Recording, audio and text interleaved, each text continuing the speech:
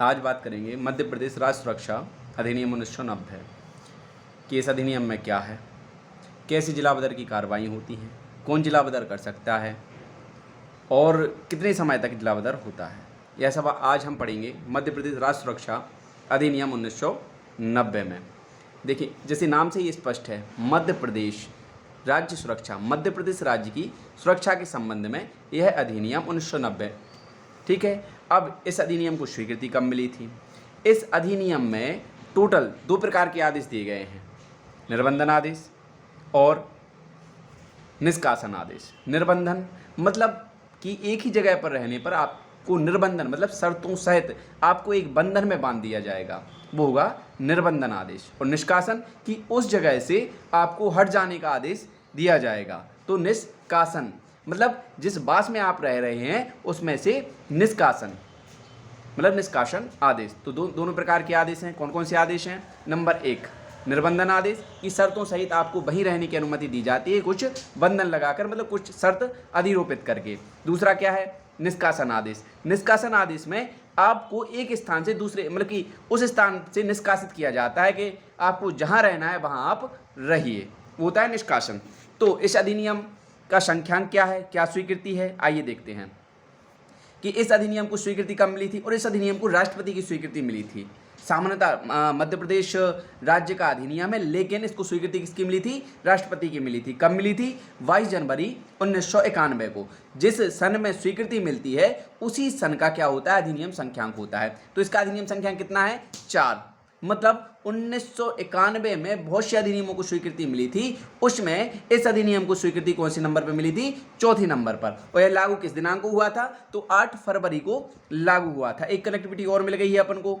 जैसे पहले क्या मिली थी? विशेष न्यायालय पढ़ी था, विशेष न्यायालय अपन लोगों ने अध्ययन किया था। उसमें क्या था? उसमें किस स्वीकृति कब मिल रही थी? 7 फरवरी, 10 फरवरी और 15 फरवरी। 7 फरवरी को स्वीकृति मिल रही थी, 10 फरवरी को प्रथम प्रकाशन हुआ था और 15 फरवरी को वह अधिनियम लागू हो गया था।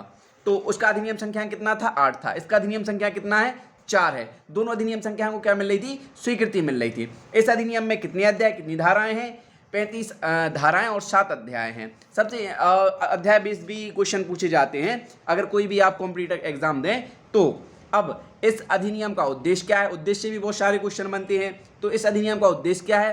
राज्य की सुरक्षा, मतलब राज्य में जो भी व्यक्ति हैं वो सुरक्षित रहें, किसी से भयोपरित रहने की आवश्यकता नहीं है। तो राज्य की सुरक्षा से संबंधित जितने भी उपाय हैं वो इस अधिनियम के अधीन किए जाएंगे। और लोक व्यवस्था, लोगों की जो व्यवस्थाएं हैं मतलब जो सार्वजनिक क्षेत्र की व्यवस्थाएं हैं उन्हें कैसे बनाए रखे जा सकता है। जैसे लॉ एंड ऑर्डर मेंटेन करना, मतलब कि सभी अधिनियम है, ये सब अधिनियम लॉ एंड ऑर्डर मेंटेन करने के लिए, लोक व्यवस्था बनाने के लिए अपन लोग समझ सकते हैं उसको ऐसा।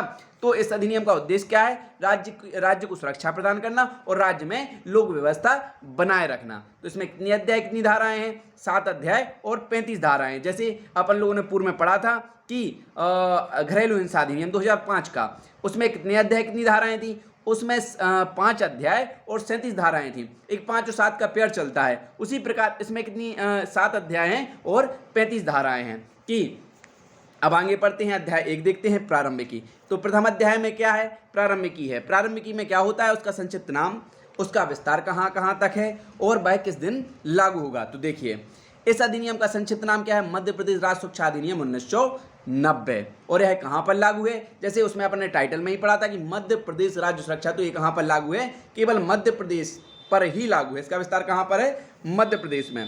तो अध्याय 1 में केवल एक ही धारा है, अध्याय 2 में एक धारा है। अब अध्याय 2 क्या है? व्यक्तियों के आने जाने और उनके कार्यों का निर्बंधन।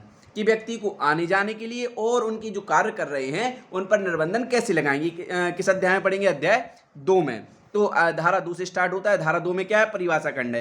किसकी परिभाषा दी गई? केवल निर्बंधन आदेश की परिभाषा दी गई है कि निर्बंधन क्या होता है। और क्या बताया गया धारा 2 में? कि निर्बंधन आदेश जो धारा 3 के अधीन आदेश दिया गया है वह क्या है? निर्बंधन आदेश है।